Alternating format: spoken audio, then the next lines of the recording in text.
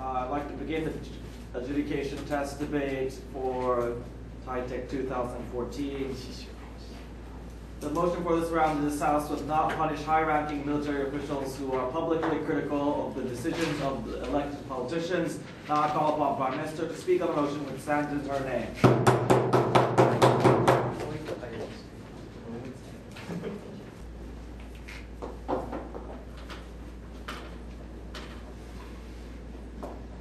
Thank you, Mr. Speaker. We believe that the military officers voicing out, like the publicly criticizing, is so important, and also they have a right to criticize.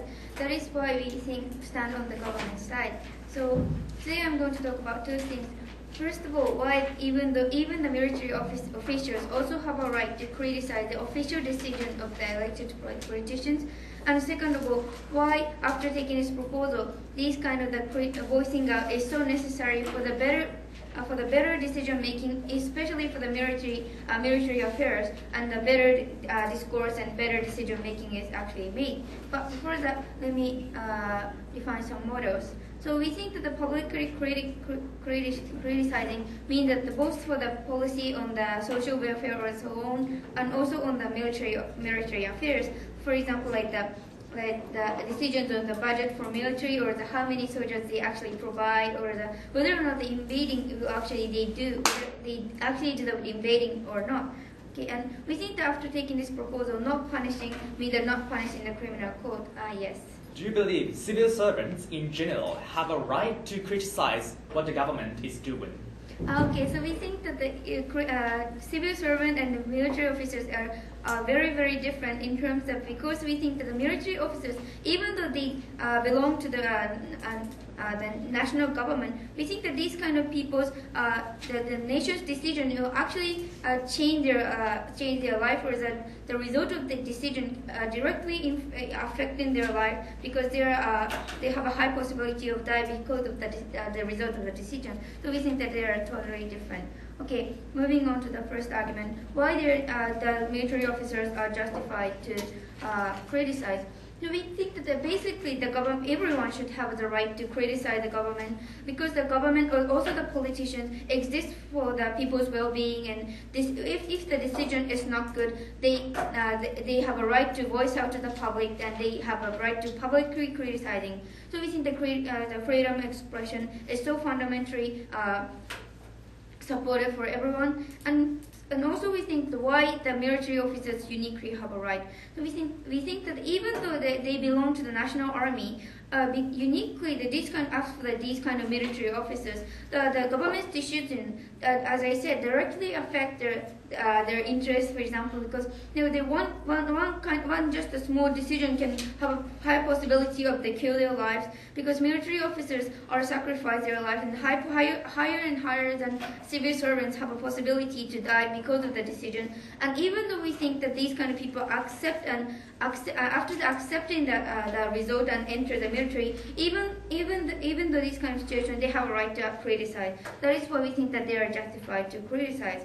Okay. Secondly, why practically this kind of the criticizing is so beneficial for the nation decision making as a whole. We think that under the current situation, because they are punished, they don't have a chance to voice out this kind of the criticizing. So we think that the general people in the country, for them, the only source of the decision making, or the only source of information, is through the media, or especially for the military affairs, the government's control is actually existing. So even though the governments provide a decision like that we will invade these kind of countries, they cannot properly judge whether or not this is truly good or not, because there are only the insufficient source of information. There is no information from the perspective of the government.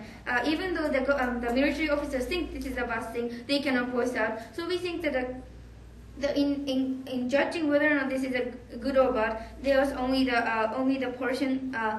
one-sided view of provided for the government. So we think that the people can never know this is good or bad. However, after taking this proposal, what will happen? We think that there are the two kind of criticizing for the military affairs will actually exist from the military officers. First of all, like the military officers, yes. Under the status quo, even under the status quo, there are politicians who are for the war and who are against the war. Isn't there enough dishonesty under the status quo? So we think that under under status quo, even these kind of decisions are they are both from the civilian's view, and we think that the more another view from the perspective from the military officers are also important, because these kind of their voices never reach to the general people. So. First of all, like the criticizing, like the stop the military action, and second of all, like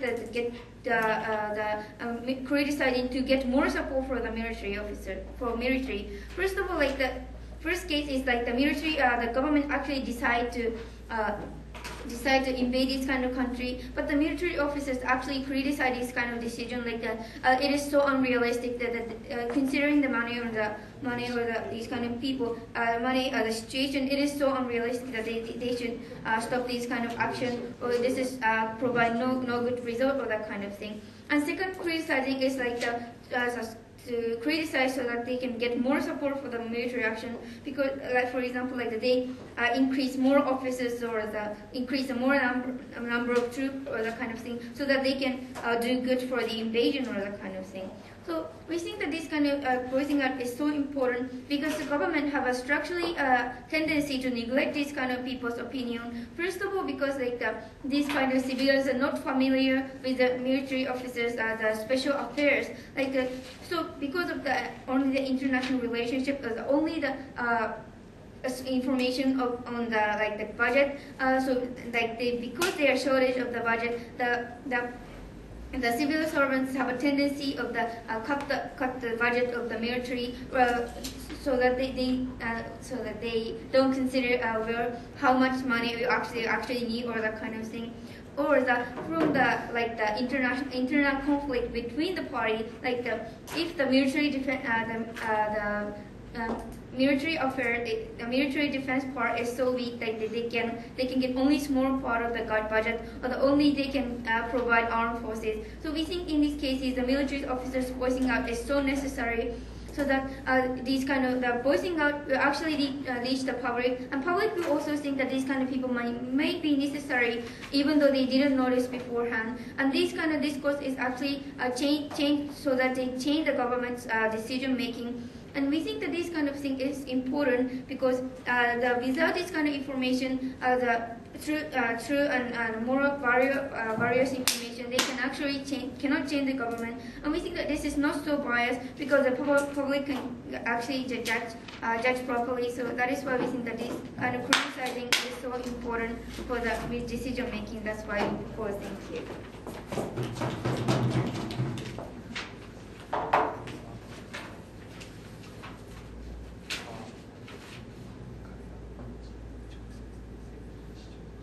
I thank the Prime Minister for her speech. Now I call upon Leader of Opposition.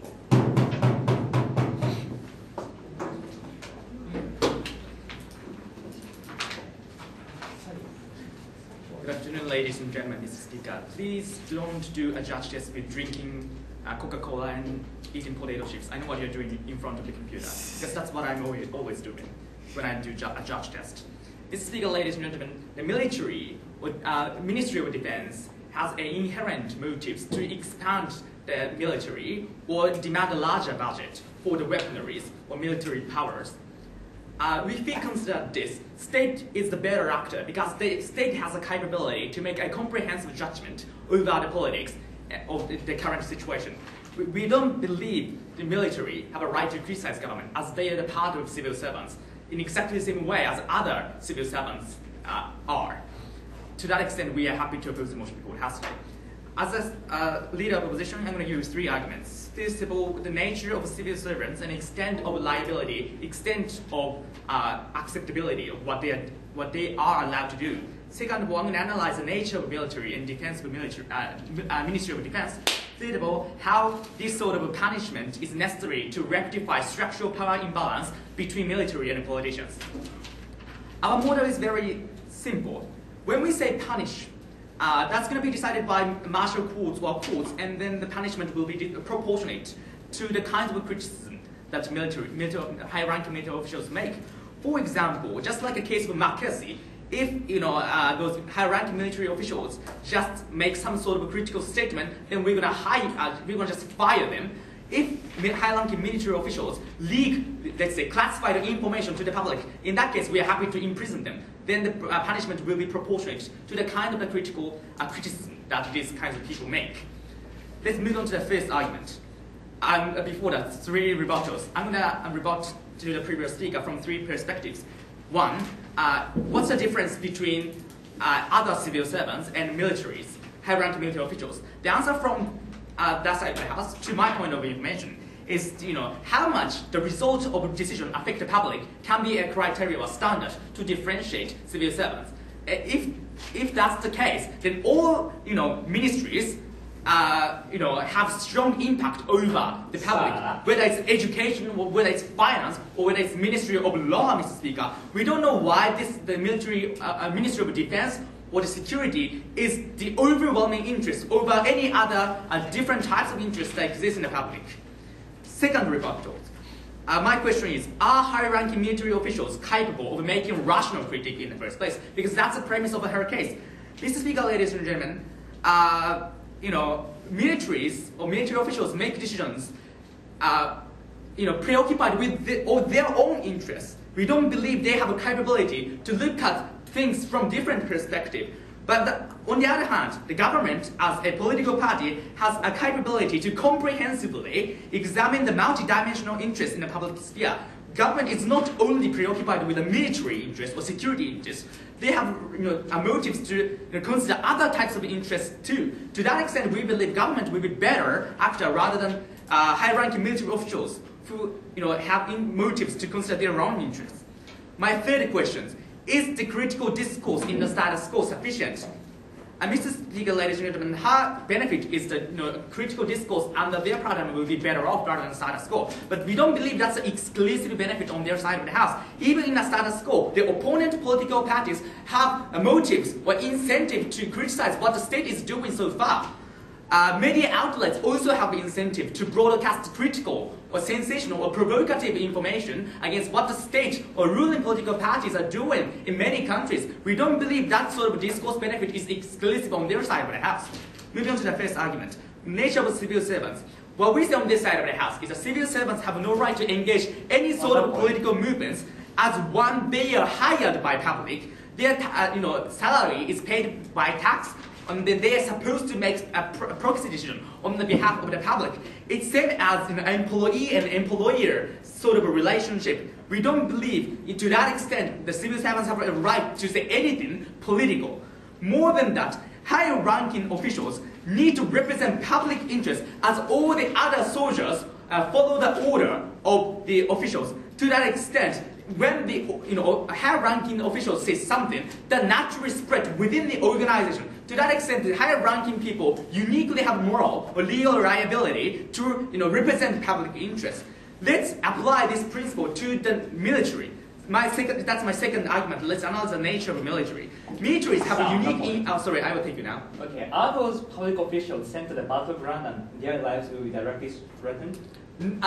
Okay, public officials are used to go to a battlefield in the past. Right? Like, we need to consider the career plan, Mr. Speaker. We don't believe that public officials suddenly become public officials. These people have experienced these things in the past, and that is directly reflected to the decision that they may make in the status quo. These military officials or military have natural incentive to expand the military power or demand a larger budget. Because when the situation is peaceful or amicable, they cannot make any visible performance, right? Their career plan is very short. Some people might have second life plan. After retirement, they might get a job as private military contractors. But anyway, they need to have some sort of visible achievement or visible records in order to get promoted in the organization. To that extent, they have clear incentive to continue the battle or any fight end these sort of battles. To that extent, they have incentive to demand a larger budget for the military. More than that, the uniqueness of the higher-ranking people is very clear. If these people say something that will naturally spread to the other soldiers, we need to consider hierarchical relation within the organization, right? Whatever commanders say, the soldier have to say yes sir or these kind of things, Therefore, these soldiers have no way to oppose what the higher-ranking people are ordering them. That's the nature.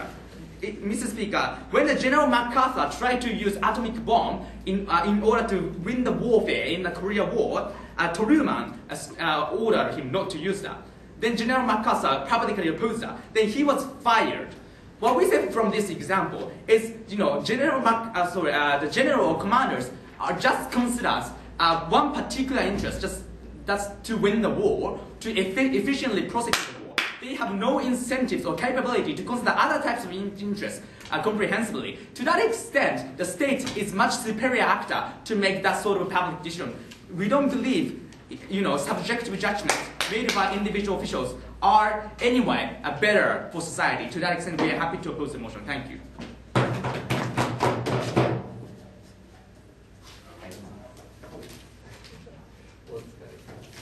I thank the leader of opposition for his speech. Now I call upon Deputy Prime Minister.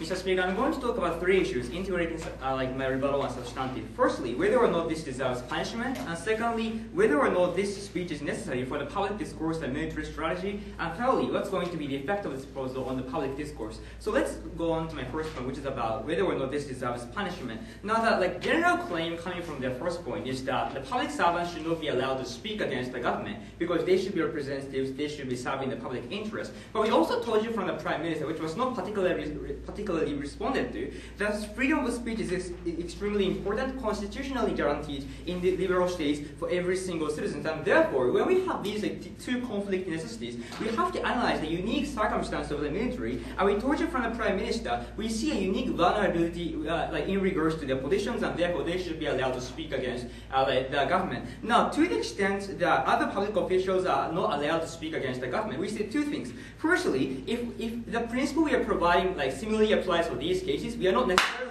necessarily averse to supporting the speech by the other officials, and therefore that's not going to win the debate. And second of all, Mr. Speaker, more importantly, we told you the reason why the military officials are unique, and the response coming from LO is that all servants are affected severely by the public decisions. But the extent, this is a matter of extent, Mr. Speaker. I gave you in the point of information the fact that no public officials are directly sent to the battleground, and it is not true that their lives are directly threatened or at stake by the decision-making process of the government, and therefore that should be the crucial distinction we have to draw in today's debate. But adding to that, Mr. Speaker, so the analysis my partner provided in her second point comes into the picture of this principal issue as well, Mr. Speaker, because what my partner told you in her second point is that, Mr. Speaker, there's a high secrecy surrounding the public political decisions regarding the military affairs, Mr. Speaker.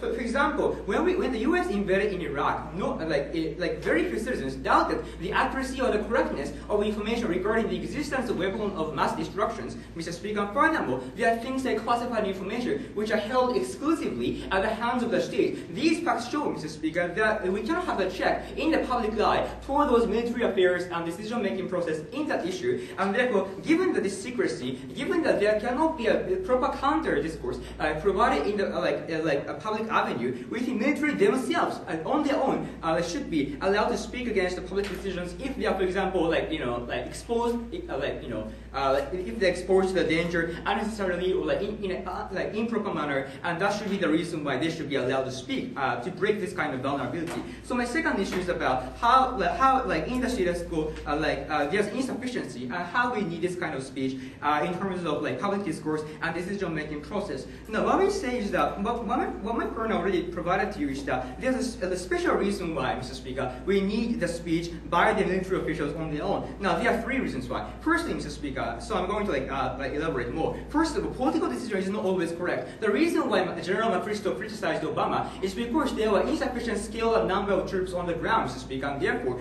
sometimes there cannot be enough troops, as my partner already told you, to fight against terrorism on the ground, and that should be the reason why political decisions should be rectified in some circumstances. Now, secondly, Mr. Speaker, military spending is cut down in many of the states, especially in Europe and US, and most of the countries, Mr. Speaker, because there has been austerity measures, and there's public pressure in this context of the financial crisis to cut down the spending, including the military spending, as a matter of fact, and therefore there might not be sufficient number of troops, Mr. Speaker, or weaponry to fight against the terrorism again in this specific context of public pressure. And thirdly and lastly, we see that there is internal conflict between the public ministries. Now, Ello talks about how military have the motivation to expand their skill by increasing the number of budget, but that logic applies for all the other ministries. For example, the ministry which are providing the public construction projects to increase employment and so on and so forth. All ministries have the same incentive. In that circumstance, it is not always the case that the defense ministry have strong enough power to convince, Mr. Speaker, the other ministers of political, the members of the Congress, that military budget should be increased in this specific moment. And therefore, for those three reasons, there is the reason why military themselves should be allowed to speak up, because there is, again, the vulnerability, not only for their lives, but also for in terms of proper decision-making process in terms of military affairs, and therefore, they should be allowed to speak against this kind of difficulty when necessary. And that should be the reason why, for the public discourse, they should be allowed to speak up. Now, the response coming from them is that, Mr. Speaker, there are political parties and media which are giving critical opinions, and that should be enough. But again, political even though political parties and the media exist, Mr. Speaker,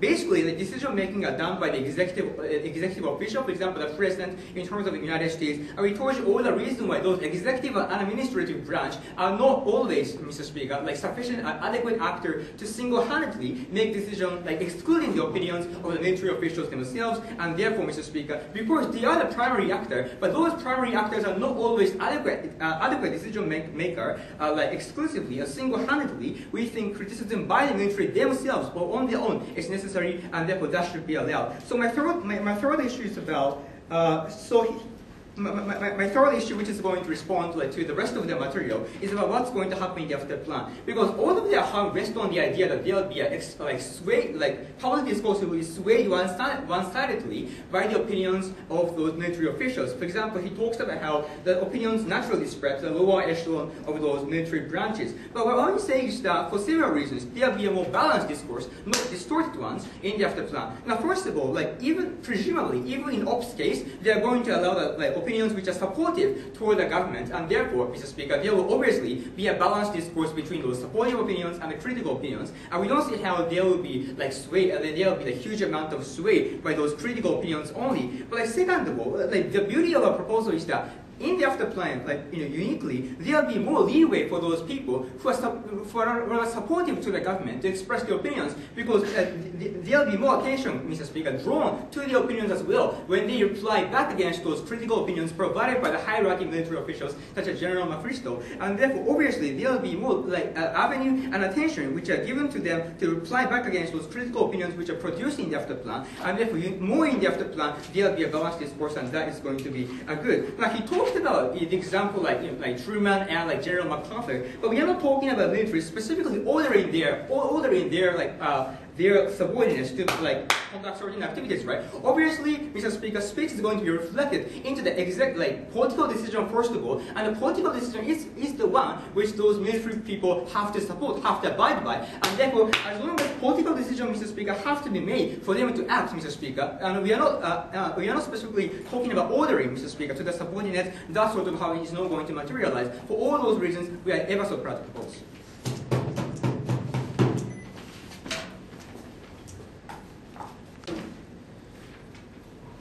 I thank the Deputy Prime Minister for his speech. Now I call upon Deputy Leader of Opposition.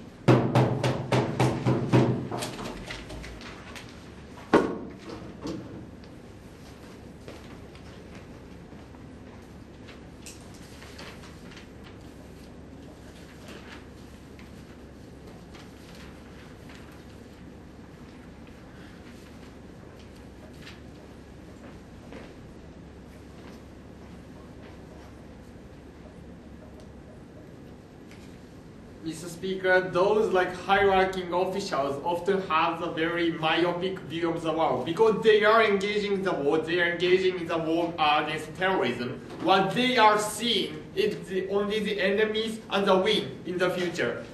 Of course, those high-ranking officials do not want to be said by the public that they are like the losers or that they are losers of the wars. They are desperate for winning the wars, and only when they are having the war, especially the bad situation, those public high-ranking officials of the military criticize the government because the government did not allocate more militaries on the Iraq, Afghanistan, we cannot win the war against terrorism, or we cannot win the war in the South Korean Peninsula. Mr. Speaker, we have to realize that they are completely biased, have the biased view of the world, and their statements do not influence the execution of the military conductions. But before that, first refutation. What the government side has said, consistently said is that the reason why those like military high-ranking officials have the right to raise the voice is because their job is dangerous. Mr. Speaker, firstly, this is not true. Because politicians allocate in the Ministry of the Defense, because of the civilian controls, politicians are always hearing the voice of the militaries, and because those publics do not want their like citizens, I mean the soldiers, to die in the war fields, because they are always do not want the military to die again. Therefore, in the status quo, those United States shift the soldiers to the drones in the Iraq, Afghanistan wars. They are completely decrease the death of the public official without having like raises the voice in the society. Secondly, what they say is that because of the high secrecy, their voices cannot reach to the public. Mr. Speaker, to begin with, those as far as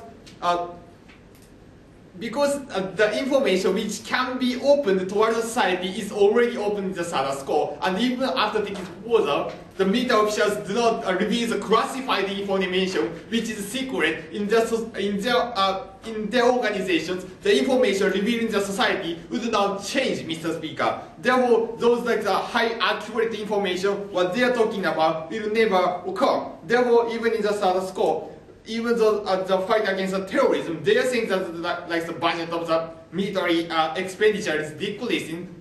Mr. Speaker, it's a very rational decision. They compare the cost which can be used for the military operations, because we are now do not have the low threat from the terrorist attacks, and because the government does not have enough money, in the status quo, we are decreasing the money for the fight against terrorism. It's a very rational decision of the calculus of the citizens. Secondly, they mentioned about like high-ranking military officials can make rational decision. Okay.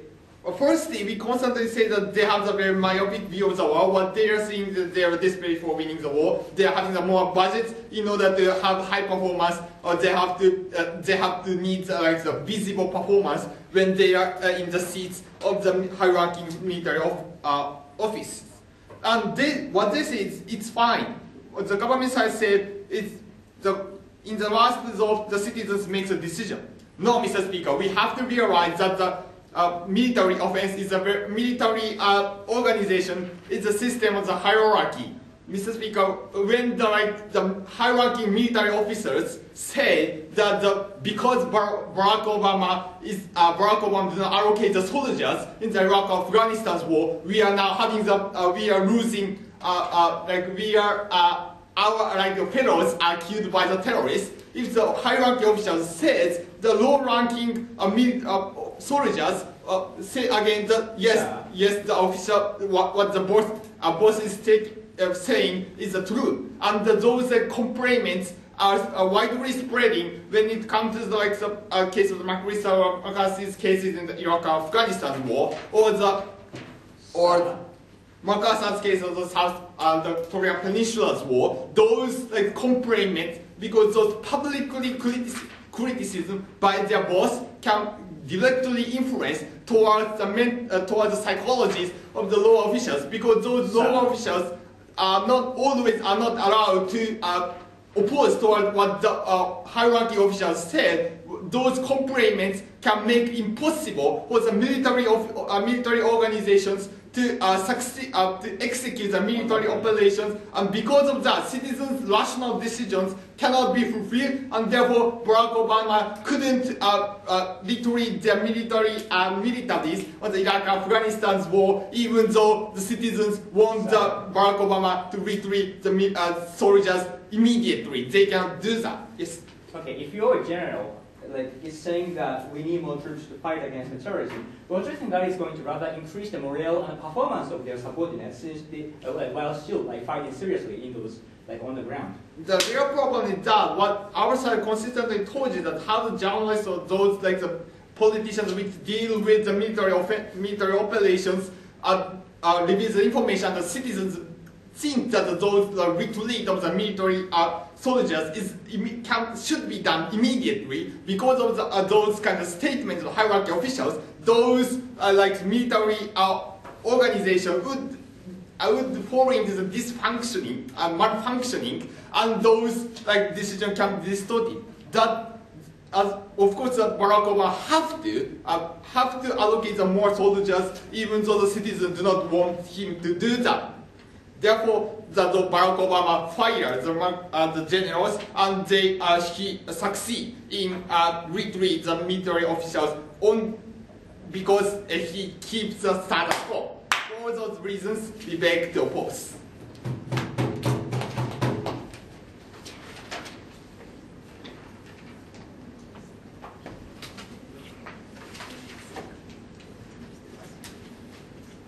I think the deputy leader of opposition for his speech now called on government.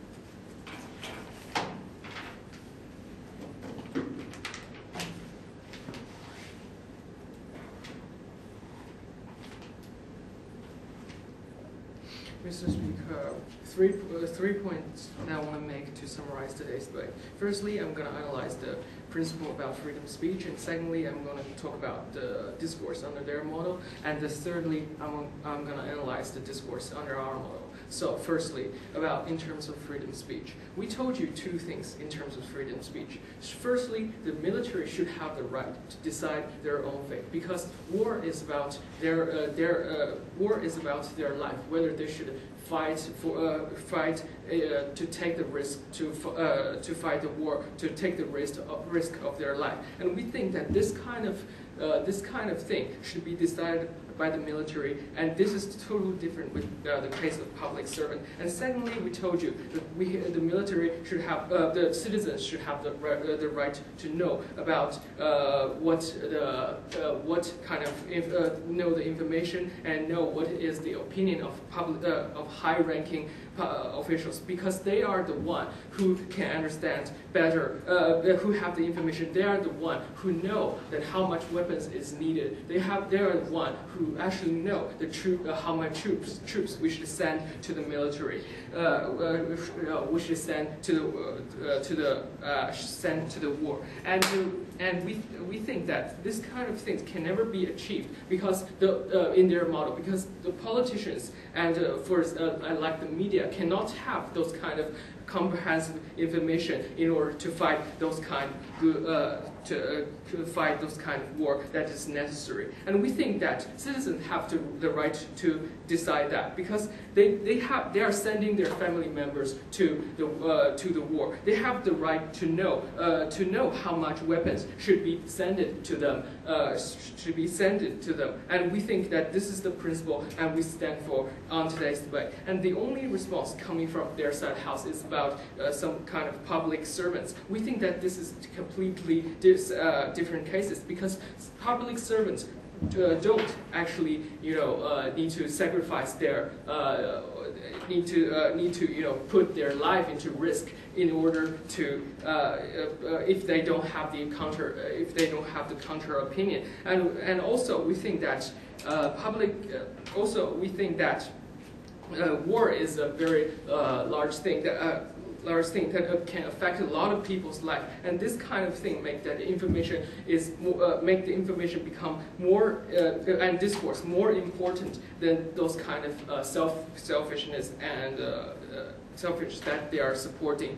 And so the second issue I want to talk about the discourse under their model, and the discourse under their model is unbalanced. They said that because we think that military can only under their model, military cannot say different opinion, and military cannot have can only support politicians in terms of decision about the war, and that is unbalanced. They told us that politicians who are under their status quo can be for or against the war, and the discourse is happening under the status quo. We think that this is unbalanced because under the status quo, only the military who support the war can have their opinion. We think that if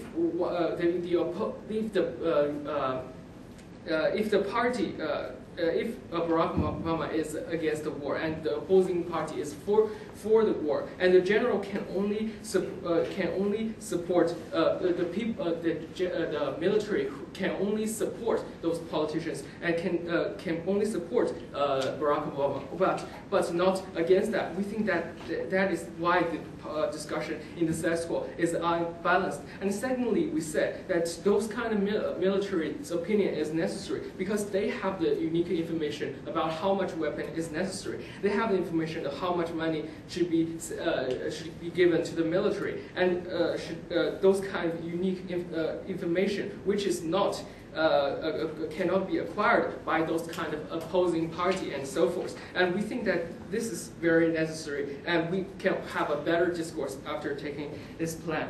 And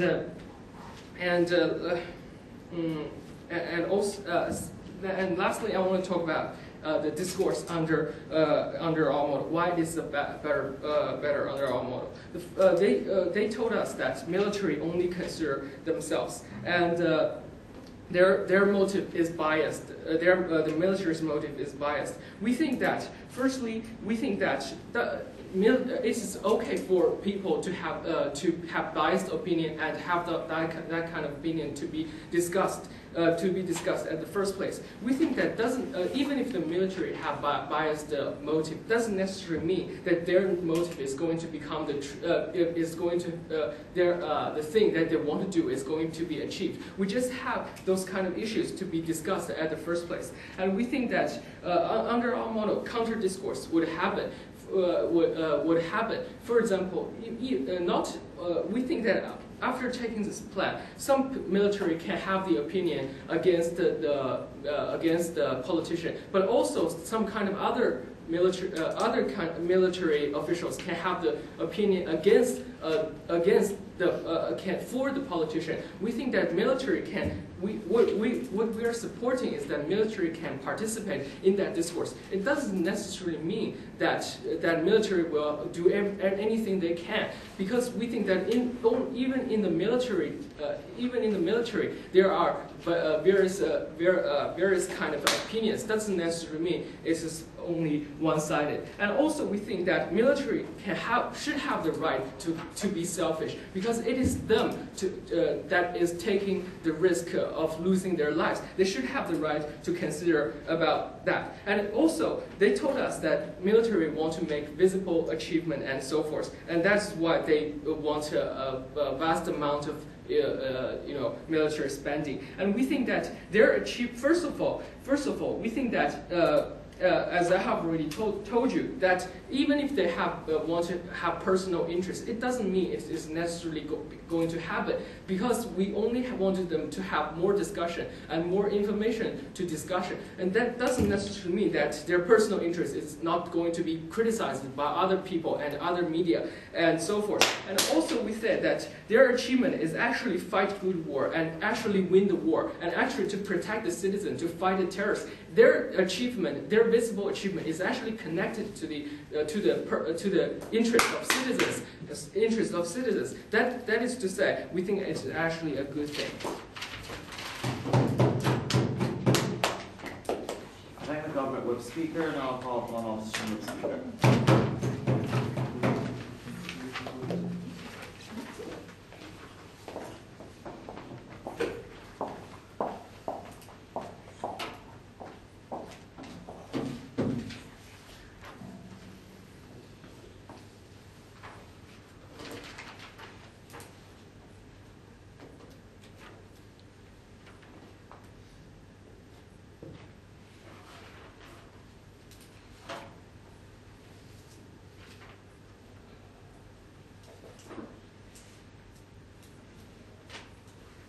Three things to talk about in my speech. In my first argument, I'll explain why military officers' right to voice out is not so important in this specific context. In my second argument, I'll explain whether the problem itself exists. For example, the lack of enough troop or something like that, but it really exists. I doubt this point. In my third argument, I'll explain why, after taking this proposal, there will be malfunction of military will occur, and also that distort the good decision of people itself. So, moving on to my first issue. Other sides say that everyone has right to voice out, and especially for those kind of military officers, they're in the war field and their lives are threatened. So in this specific context, we have to make much on those kind of rights. But we say that when those kind of threatening life problem, we say other actors like policemen or firefighters are also threatening life, and so we say that this threatening life is not so unique to military officers. And second point, we say that even if those rights are important, there are two reasons why this right should not be prioritized. First reason is that those kind of military officers actually consent to the situation that you cannot voice out. Because when you become military officers, you sign a contract and actually compromise that to be in that situation. And second of all, as my partner already told you, they have unique duty to work as executive branch and work as what they are told by the government. And we told you that many examples, and also that especially in military, in those kind of military cases, if one high-ranking military officers say something negative about government, subordinates are really likely to believe. And other sides say that there are many military ranking officers and there's discussion between them. But first of all, we say even one high-ranking military officers say that will hugely affect subordinates because they're in extreme situations. And even one there is one high-ranking military officer say negative things. Behind him is about 40 or 50 subordinates. If those kind of subordinates listen to him, and that will decrease the motivation of that troop itself. So we say that there will be the malfunction is really likely to happen. And even if those kind of voicing out right is important, government should not prioritize those kind of rights because actually we told you that those kind of voicing out actually distort the rational calculus of its people, and rational calculus if the rational calculus will be distorted, that means that there will be like misjudging about like military things. For example, you will be much more attacked, and there will be more people the lives of people will be threatened, and that kind of sense, like government can limit the right of those kind of voicing out. So moving on to my second issue, we say there is no problem, but other side gives us two reasons why there are problems. First reason is that like there is not their government cannot get enough information, and there is sometimes problems about not having enough troops problem. But we totally know this point, and also that we don't hear any unique necessity why like high-ranking military officers have to say this kind of demand publicly, because military officers can say secretly, I need like this amount of troops to the government, and we say that those kind of high-ranking military officers don't have a necessity to like speak out to subordinates or publicly, and just saying like secret to government and giving report to the government showing data is enough. And second point, they say that those kind of military officers don't have capacity to like make other like military people to feel the necessity of those kind of problems. But we also totally doubt this point, because if like some like high-ranking military officers show data and we lack this kind of like amount of soldiers, so we need this, and we are in really bad situation. In that kind of sense, like other like military, other ministry people also feel the necessity, because if they lose the war, their social security and their lives also be threatened. And in that kind of sense, they have a strong incentive to listen to what military officers said. So we say that there is no problem under the status quo. But before moving on to my third issue, later, I'll talk about the characteristic of those kind of military officers. Government calculates those high-ranking military officers as like a good person for only thinking about the benefit of the whole nations. But we say that, but our side uniquely told you what kind of mindset actually military officers have. They're like have strong incentive to achieve the visible achievement in the war, and like get and assure their like future planning as like employed by other like militaries like PMC or something like that. In that kind of sense, they have strong incentive to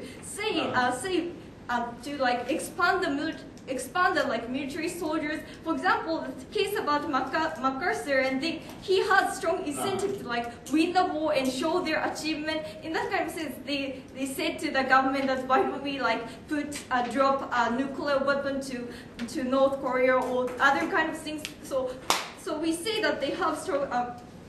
So we say that those kind of military officers cannot calculate the whole nation's benefit. So moving on to my third issue, we say that our side continuously told you that after taking this proposal, because subordinates also lose the incentive to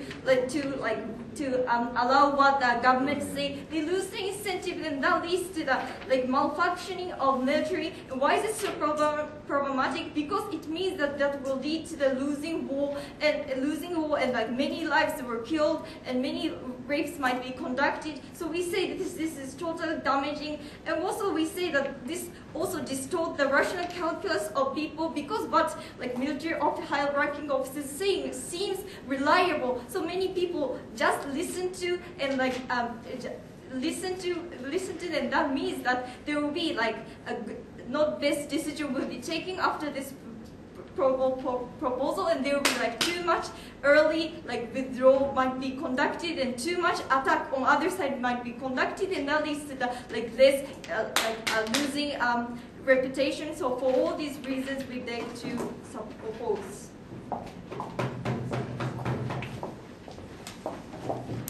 Council Group Speaker, I call upon Opposition Reply Speaker to end the opposition's case.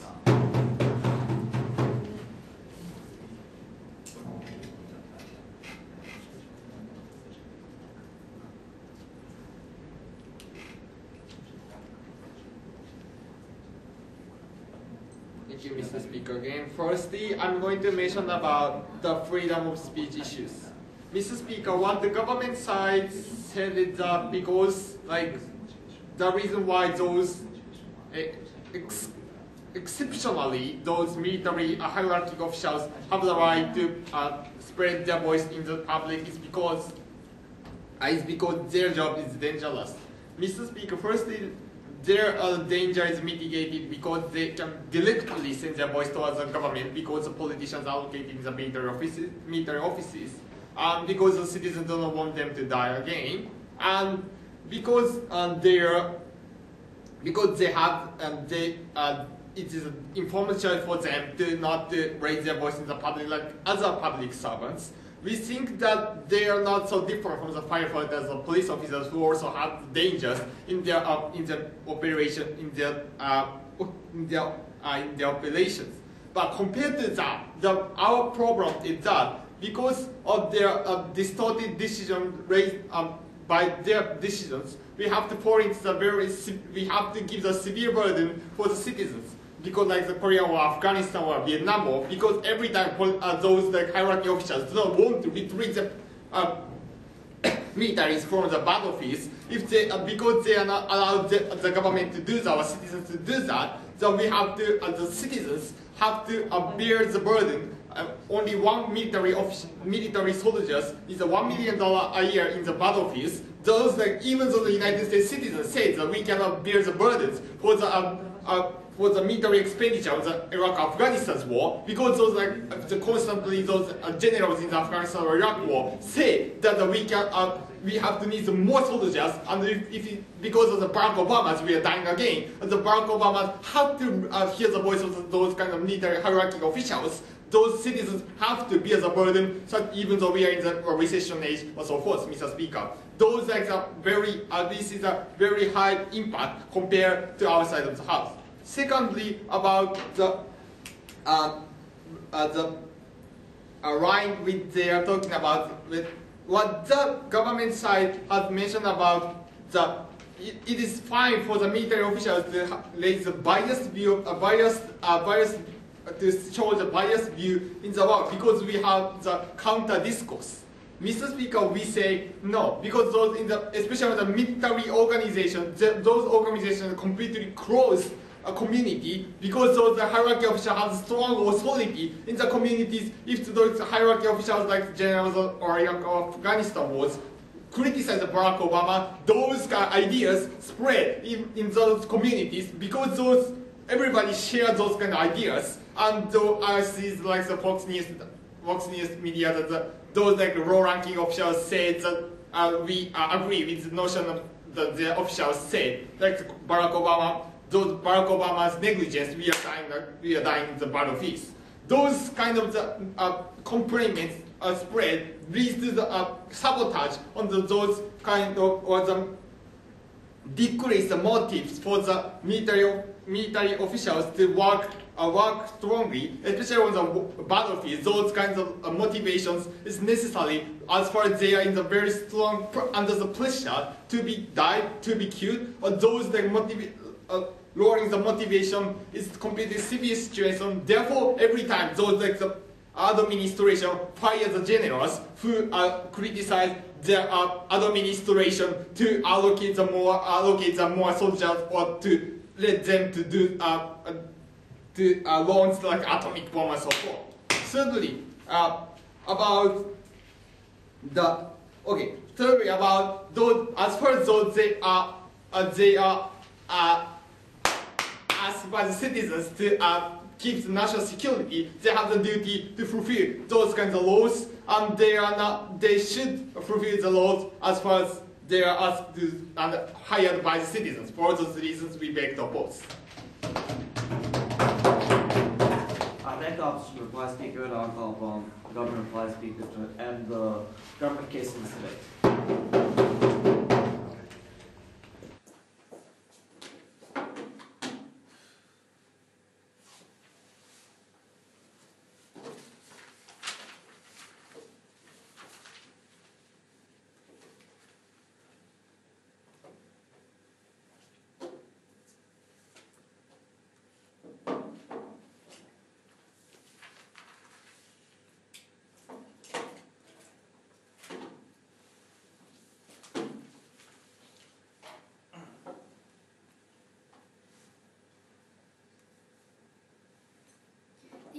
Mr. Speaker.